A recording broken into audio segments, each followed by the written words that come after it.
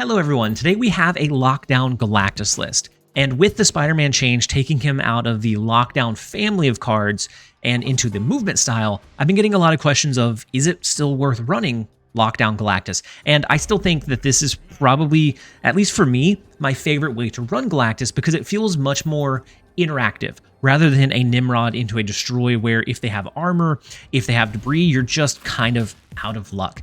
This one focuses a little bit more on that early game, so you'll notice we dropped the Iceman to include the Sunspot. Multiple ways to continue to grow a lane even after you lock it down with Professor X, so we lean a little bit heavier into the potential Professor X play. And just having the potential on the board is what creates room for the opponent to make those big misplays. And overall, the deck still runs phenomenally. We took out Spider-Man and added in Death. I don't think it's a perfect change. You will get some use out of Death on those few games where you get Galactus to drop, but for the most part, you want a card in that slot where it's not going to be pivotal that you have Galactus trigger before it's valuable. That's why we still don't have Null, because a lot of times Null is just a dead draw unless you can get Galactus off, and then you're still going to be facing the initiative or priority question of do they have Shang-Chi? And so Death can get some value in this one. I don't think it's a perfect fit. I think it's a good fit for now.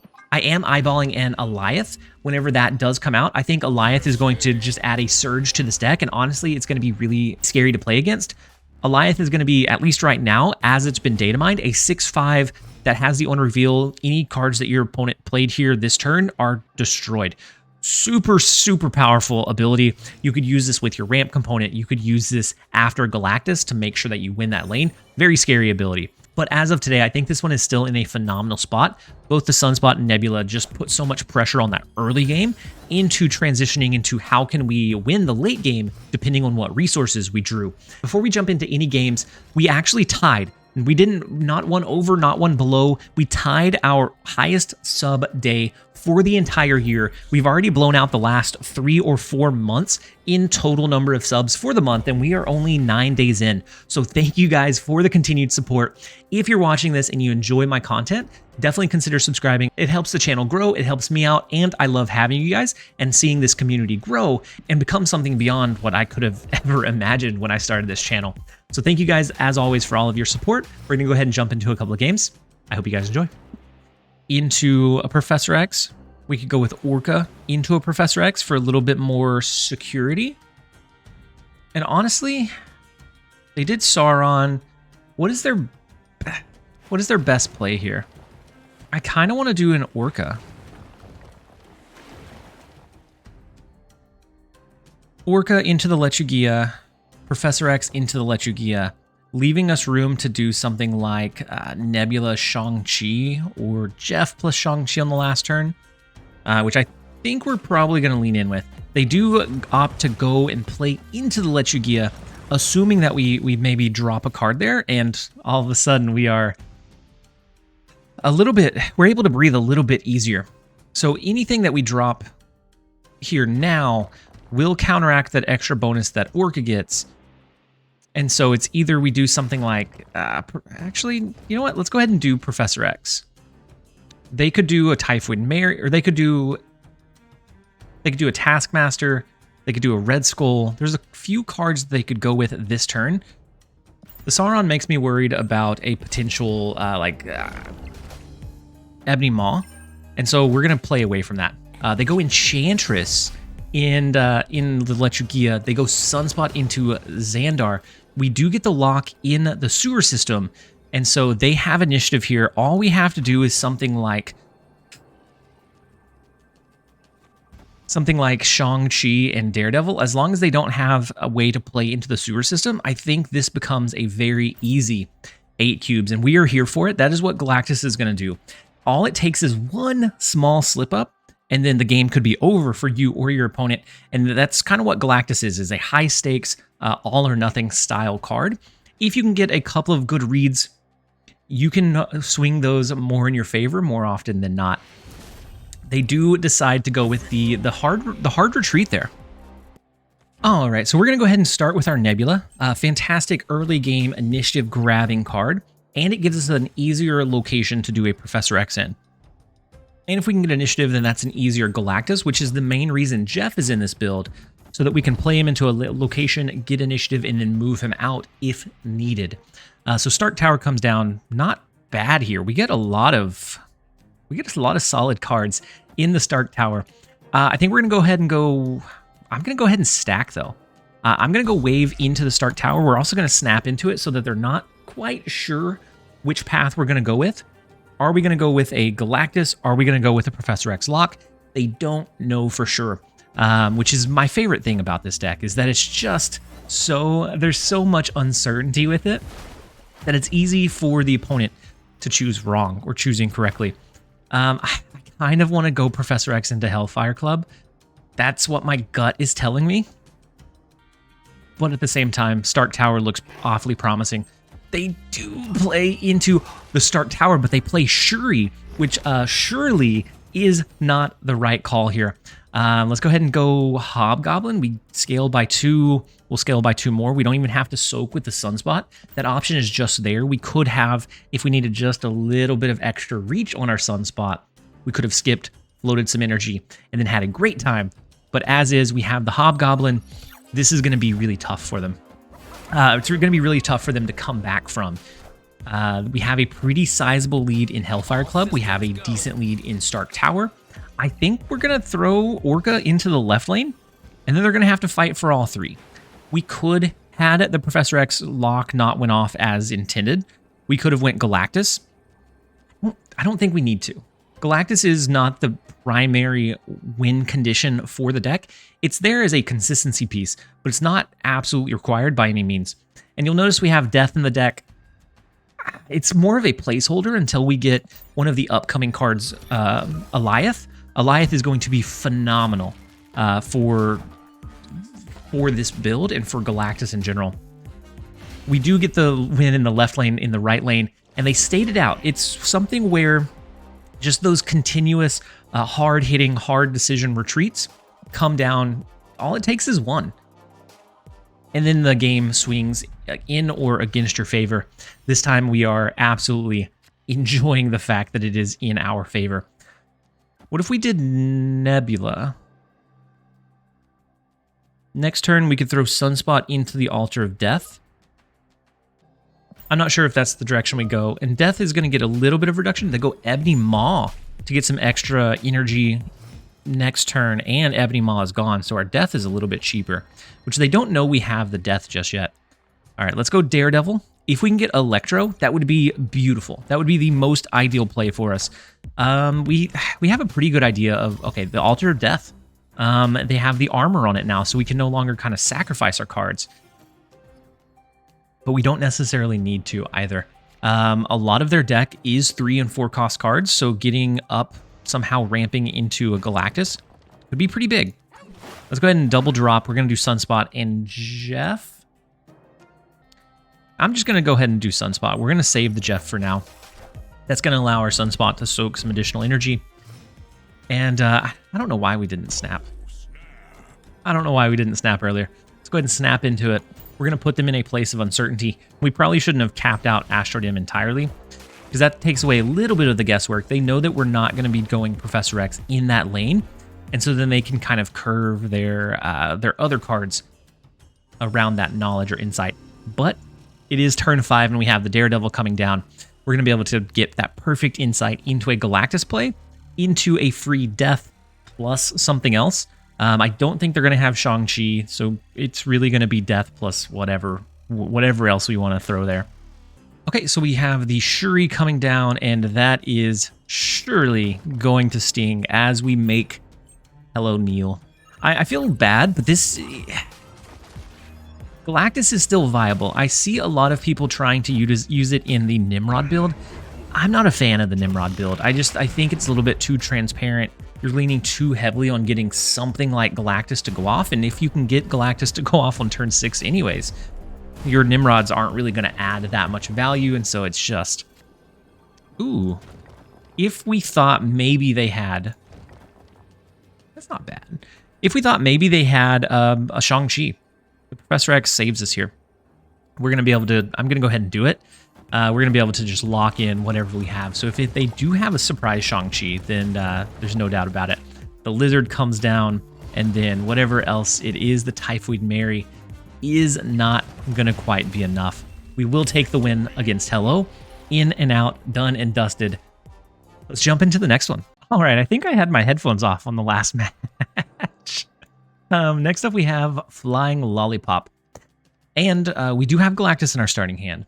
We have Jeff, we have Nebula. I like playing Nebula into the far right lane. I guess just the right lane. I like playing Nebula there. It gives the opponent that decision of, do I go ahead and fight for that to not scale? Or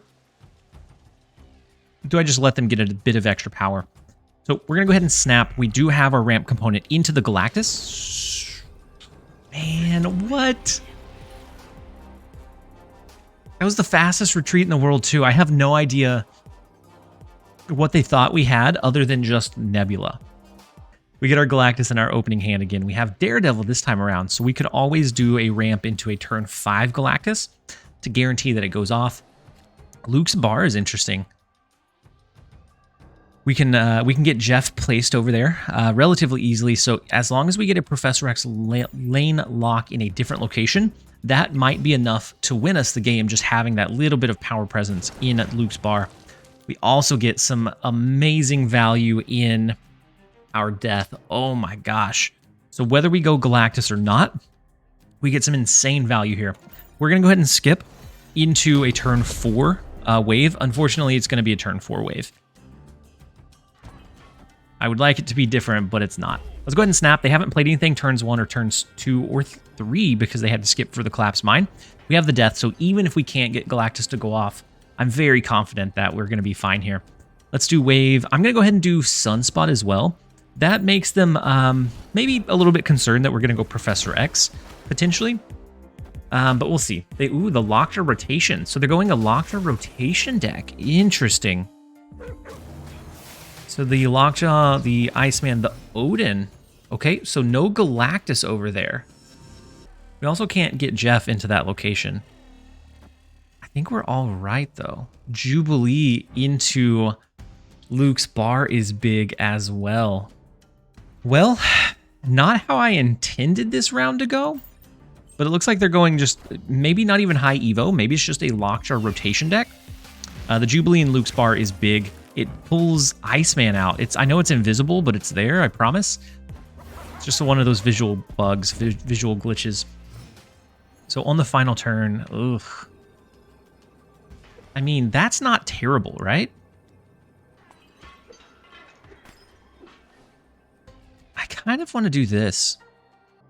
I know that it's no Galactus because Galactus got hit when it was reduced by Iceman. And so Galactus now is unusable. It's above 6, unfortunately. Otherwise, we could make sure that it's a draw in Luke's bar. I think we go this. I think we split the difference. 12 extra power here. They'd have to get a 10 plus power card in the right lane. I'm going to gamble for it. They go 1 rotation with the Wasp. As long as it's below 10, Juggernaut. No. Juggernaut? What is Juggernaut doing in your deck? Livid, man. All we had to do was do death in the left lane and we were fine.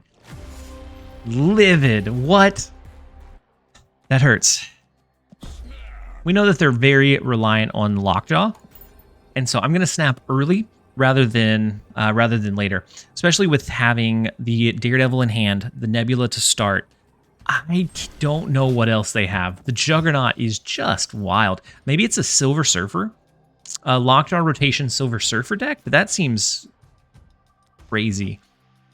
I don't know. We can get a 21 power Orca in the Onslaught Citadel, so that's a pretty solid location for us, especially with the Titan location coming down. Oh my gosh, they never had a chance in the miniaturized lab. All right, let's do Electro into Titan. I think we have a pretty comfortable winning lane in the miniaturized lab.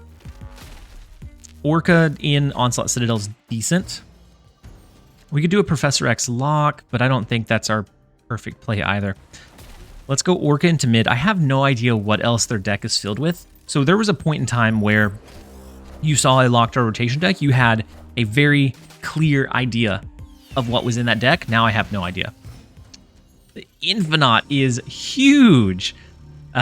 We do have initiative here, so if they rotate, like if they do something like low power in the Lockjaw lane, like just a Wasp, we can lock that in with Professor X. And then we're looking to Shang-Chi in the Onslaught Citadel, either this turn or on the final turn. So just a card in mid. They're going to pull out another card with Jubilee in the Odin lane. Crazy. Hopefully it's something above 9. I'd snap again if I could. Next turn we have the Shang-Chi. We have Jeff to kind of add another lane if we need to. The Odin, hopefully it pulls something above 9. That would be ideal. Juggernaut would be another slap in the face. What is this Juggernaut? And why does he continue to come back and haunt us? So 8, 9, 11, 12. 12 power will be left here. So 8, 9, 10, 11, 12. 11, 10, 11, 12, 13, 14, 15. I think this is our path to win. Unless they just have a Jeff, which maybe. There's some big wild cards in this deck. No, that we do get the retreat. Juggernaut, I can't believe that. Bamboozled us that badly. We have Nebula starting off. We have our Sunspot. So we'll do Nebula, maybe follow that up with a Sunspot into an Electro on 3. And then we do feel pretty confident about this early game. And that is kind of the shift that we made, was that we want to almost always be able to do something on 1 that's impactful. So Sunspot, Nebula, that's going to threaten a Professor X every single round. It's going to threaten initiative every single game, which in turn is going to allow us to get some sneakier Galactus games off. But if not, we have the backup plan of Professor X, which is another perfectly fine line. They skip on 2 again. I assume that... Ooh, so Nowhere comes down. We're not going to do Electro into Nowhere. We can do Electro into Baxter Building. We don't have Daredevil, unfortunately. But we could do Electro into Professor X maybe into Nowhere, maybe into Jotunheim. Jotunheim is going to be a tough sell, though. So they have Thor, they have Mjolnir. They haven't actually got to fully see our Shang-Chi come down. So what if we... They can do a 4 cost this turn. I think we No, not there. I think we Professor X in the right lane. Next turn, we do a Hobgoblin in the left. And then on the last turn, we can maybe Shang-Chi plus Jeff again. I think that's our tentative line. I don't think they do anything bigger than what we'll be able to scale. Whoa, the Lockjaw rotation here is bold. Into the Magneto is huge. Oh, no. Well, and then Iceman gets hit in... Iceman hits our... and then Iceman comes back and absolutely doubles down on us and hits the Hobgoblin, so we can't even do the cheeky play here. What do we say we hope? We haven't showed them Galactus yet, so maybe they're not anticipating Galactus. They do get Jane Foster, but we have Galactus coming down. It's going to clear out that right lane, clear out middle. They can have their Wasp. They can have their Mjolnir. It is not going to add value for them. But now it comes down to how do you win from here? Hobgoblin is a potential. If we draw Death, beautiful. We have a 1 out of 4 chance of drawing Death. Orca, not bad. Do they have Shang-Chi? Would be my biggest question. With this being a Lockjaw rotation, there's no way that they have... There's no way they have Shang-Chi. Shang-Chi simply does not exist. We're going to drop the Orca, and we get the retreat. So it's one of those consistency pieces. They blocked us very well with the Professor X, but then we have the backup line of the Galactus. They can sometimes get lulled into a false sense of okayness whenever you have the Professor X that you're leaning on more times than not, and then all of a sudden an opportunity for Galactus can open up, and it can just be game-breaking. We're going to go ahead and continue to put the pressure on. And so we snap, they snap right back. Okay, so we have the Nebula, the Daredevil. So we'll be able to have the insight on 5 of where we should drop our card. We don't have Galactus yet, but there's plenty of game left, plenty of opportunity to draw it. We do have Orca, so we could always Professor X into an Orca on 6. The New York is also a decent location, being able to shift some of our cards over. Let's start with the Daredevil, though, just in case we get a wave or a ramp component. I want to be able to do the Professor X earlier. rather than... Ooh, interesting. Scary, but interesting. It comes down to a gut read. They've been playing very heads up. I think they play into Project Pegasus. I'm going to go with what, regardless of what they play, I'm going to go with what should be the more fundamentally winning potential of a lane, and that's going to be Sunspot and Professor X all stacked in the right lane, hoping that they counter against the Galactus and they split their power. They do split. We would have gotten the free lockdown with New York. Unfortunately, we did not follow our gut. The Jubilee comes down in the left lane. We do have the right lane locked in. We soak a little bit. Shang-Chi in the right lane could be handy for us. For now, I'm just going to skip. We have the Shang-Chi to take out any big cards that they have. That's a little bit more expensive now, but it's still on curve. Hobgoblin. We can take a nice Hobgoblin. Maybe we should have Shang-Chi'd last round. The Jane Foster in the left lane is big. What if we did Hobgoblin into maybe a Shang-Chi or Hobgoblin into an Orca? I think is going to be our best lines. So we get a little bit bigger in the Nebula. I do kind of wish we would have destroyed the Infinite, because now they could potentially move it, and it becomes a lot harder to guarantee that we get the value. If we lose this one, all of a sudden, through their very meticulous, very safe play, if we lose this one, we're down to 1 cube. I don't think there's a single scenario where they don't move one of their high impact, high power cards over. We're going to go Shang-Chi. Even though we have initiative, movement will take effect before our Shang-Chi happens. So we can snipe an Infinite. We can snipe a Jane Foster. That is what we're hoping for, and not them dropping a Juggernaut on us. My gosh. The Infinite, huge. Depending on what else is in that lane, we may have a shot. Right now, it has to be less than like 12. Ooh, they could do an Odin, right? Oh, no. Wasp in the left lane. Odin to send the Hobgoblin back? No? Okay. The Magneto in the left lane is huge. The Wasp in mid is not big enough. We will take the 5 cube win. We are going to go ahead and end the video here. Overall, not quite as flexible as the Spider-Man in Death's Place, but we lean more heavily on that early game action so that we can really capitalize on that late game, finding ways to win. I hope that you guys enjoyed the video. If you did, make sure to give it a like and a comment down below. And as always, this has been TLSG. Later, guys.